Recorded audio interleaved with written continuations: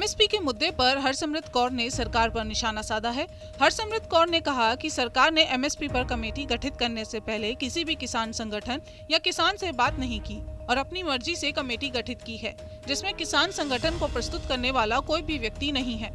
इसके साथ साथ दिल्ली में हुए किसान आंदोलन में जान गंवाने वाले 800 किसानों की मौत का जिम्मेदार हरसिमरत ने मोदी सरकार को ठहराया और कहा कि मेरे पास लिखित में प्रूफ है कि सरकार ने अपने किए वादे पूरे नहीं किए, लेकिन सदन में विपक्षी पार्टी मुझे बोलने नहीं दे रही। आपको बता दें कि हरसिमरत कौर पहले से ही सदन में एमएसपी का मुद्दा उठा चुकी हैं और आए दिन इसके ऊपर मोदी सरकार पर निशाना साधती रहती हैं। देखिए, जब 3 कृषि कानून लेके आए थे, जब ऑर्डिनेंस बना था, तब मैं बार बार बोलती रही कि आप स्टेट से, स्टेक होल्डर से बात करिए, इसके बहुत बड़े खदशे हैं, अप्रीहेंशन है, आंदोलन खड़ा होगा। मेरी एक नहीं मानी, आंदोलन इन्होंने खड़ा कर दिया, 800 किसानों को मार दिया। बोलते रहे कानून बहुत अच्छे हैं, आखिर में माफी मांग के कृषि कानून वापस ले लिए। राष्ट्रीय जांच एजेंसी यानी NIA ने आतंकी फंडिंग से जुड़े मामलों में जम्मू कश्मीर के अलग अलग ठिकानों पर छापेमारी की। जम्मू कश्मीर में जम्मू और डोडा जिलों में आतंकी फंडिंग मामले में कई जगहों पर छापेमारी की गई। जानकारी के अनुसार छापेमारी के दौरान जांच एजेंसी ने कुछ संदिग्ध दस्तावेज और डिजिटल उपकरण जब्त किए हैं। वहीं बता दें कि बैंक लेन देन के साथ आतंकियों की मदद करने वालों के फोन रिकॉर्ड भी देखे जा रहे हैं।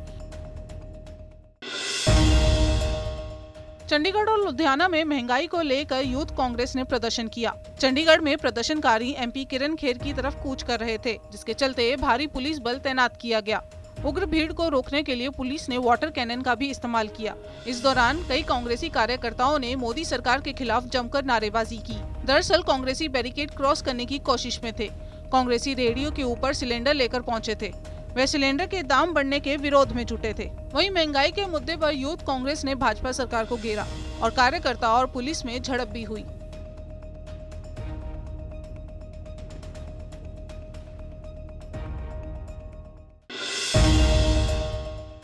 हिमाचल प्रदेश के चंबा और किन्नौर में बादल फटने से कोहराम मच गया। चंबा में रविवार रात को कंधावर ग्राम पंचायत क्षेत्र में बादल फटने की घटना सामने आई है। इस घटना के बाद से इलाके में भारी बारिश के कारण बाढ़ के हालात बन गए और कई स्कूल और पुलों को बंद कर दिया गया है।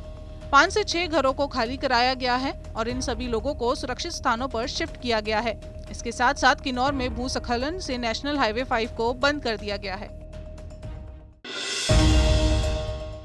हिमाचल प्रदेश के मुख्यमंत्री जयराम ठाकुर ने नई दिल्ली में प्रधानमंत्री नरेंद्र मोदी की अध्यक्षता में आयोजित नीति आयोग की शासी परिषद की बैठक में कृषि उत्पादन एवं फसल विविधीकरण में आत्मनिर्भर होने, राष्ट्रीय शिक्षा नीति के क्रियान्वयन होने और नगर निकाय प्रशासन जैसे मामलों पर चर्चा की।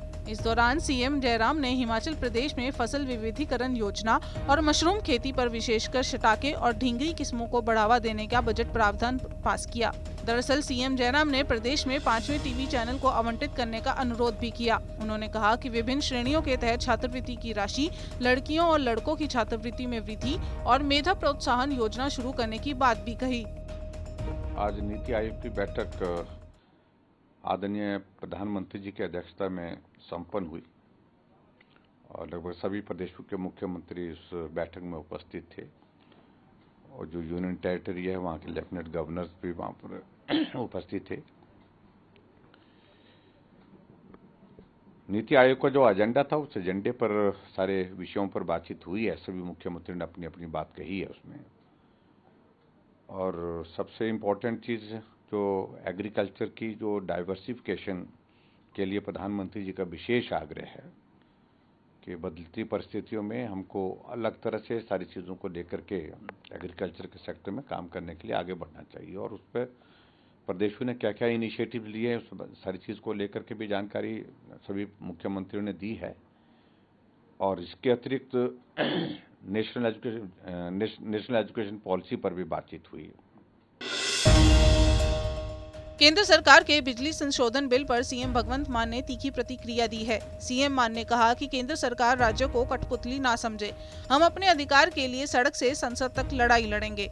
केंद्र सरकार इस बिल को संसद में लेकर आ रही है। मान ने इसे राज्यों के अधिकारों पर एक और हमला करार दिया। मान ने कहा कि हम इस बिल को संसद में पेश करने का सख्त विरोध करते हैं। पंजाब के वित्त मंत्री हरपाल चीमा ने कहा कि 2020 में यह बिल लाया गया तो किसानों ने इसका विरोध किया था, तब केंद्र ने इसे वापस ले लिया। उस वक्त केंद्र ने कमिटमेंट की थी कि राज्यों के साथ सलाह कर इसे दोबारा लाएंगे। इसके बावजूद किसी राज्य से चर्चा नहीं की गई और ये बिल ले आए। चीमा ने इसे संघीय ढांचे पर बहुत बड़ा हमला करार दिया। स्टैंडिंग कमेटी में भेजना था, इसका मतलब सरकार को पता चल गया कि इसका कितना विरोध होगा। तो आप राज्यों से जो अधिकार छीन रहे हो, ये फेडरल स्ट्रक्चर के लिए अच्छी बात नहीं है। Education, health, electricity and agriculture, ये तो राज्यों के विषय हैं। राज्य इसके बारे में अपना फैसला लें, तो हम इस बिल का विरोध करते हैं। और स्टैंडिंग कमेटी में मुझे उम्मीद है कि वहाँ स्टेक होल्डर्स को बुलाकर, किसानों को बुलाकर, सबको बुलाकर ये इस बिल को सरकार जो है वापस ले लेगी, जो जल्दबाजी में लेके आए हैं। अग्निपथ योजना के विरोध में कीर्ति किसान यूनियन ने अमृतसर में प्रोटेस्ट किया। ये प्रदर्शन नौजवानों को जागरूक करने के लिए किया गया। यूनियन के अनुसार अग्निपथ योजना से नौजवानों का भविष्य खराब हो सकता है, इसलिए उनको जागरूक करने के लिए एसकेएम की अध्यक्षता में किसान संगठनों ने धरना प्रदर्शन किया। अग्निपथ योजना पर किसान संगठन ने कहा कि मोदी सरकार आर्मी को कॉर्पोरेट में तब्दील करना चाहती है।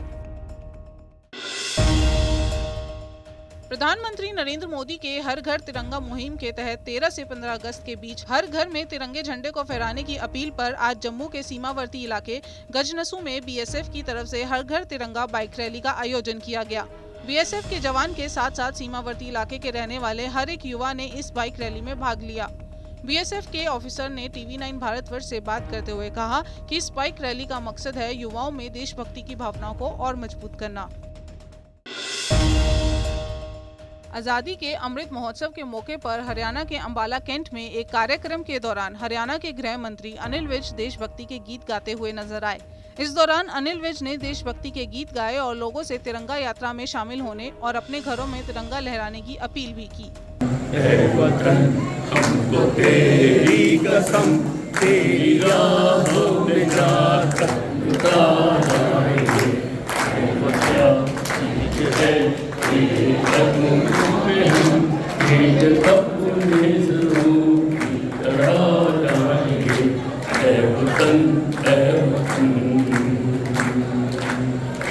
कोई पंजाब से, कोई महाराष्ट्र से, कोई यूपी से है, कोई बंगाल से,